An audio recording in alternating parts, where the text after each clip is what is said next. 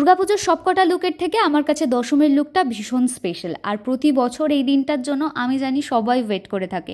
এবছর আমি ভেবেছিলাম একটা লাল পাড় সাদা শাড়ি পরবো, কিন্তু যেহেতু দুর্গাপুজোর পরপরই বাড়ির লক্ষ্মী পুজো আছে, তাই আর লাল পাড় সাদা শাড়ি পরলাম না। এই অরেঞ্জ কালারের জামদানিটা ছিল আমার কাছে, যেটা আমি একটা শ্যুটের জন্য পেয়েছিলাম, ভাবলাম এটাকেই পরি।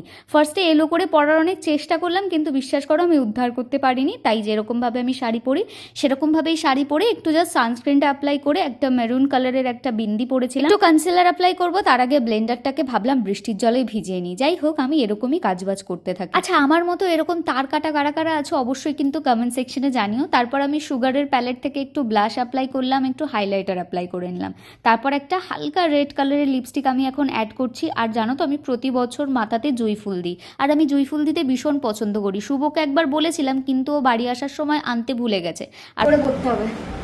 কোথা থেকে আনলে এটা? কেন গেলে? আমার শাড়ি পরাই ঠিকঠাক হচ্ছে না, আবার ফুল দেবো। মার কাছে যাও, সব ফুলের অবস্থা খুব শোচনীয়। আমি ভেবেছিলাম এবছর হয়তো মাথায় ফুল দেওয়া হবে না, বাট ও মনে করে আবার বাড়ি এসে আবার গেছিল ফুল আনতে। ফুলের অবস্থা দেখতেই পাচ্ছ, খুব খারাপ। তাও নাকি আজকে 100 টাকা করে ফুল বিক্রি হচ্ছে। আসলে যেরকম সিজন সেরকম তো দাম হবেই, তাই না? যাই হোক, ফুলটা কিভাবে অ্যাটাচ করব আমি বুঝতেই পারছিলাম না। যা হোক করে ফুলটাকে অ্যাড করলাম, আর এটা হচ্ছে আমার ফাইনাল লুক। তোমাদের কেমন লাগলো অবশ্যই জানিও। দেখা হবে নেক্সট ভিডিওতে। ওকে, বাই।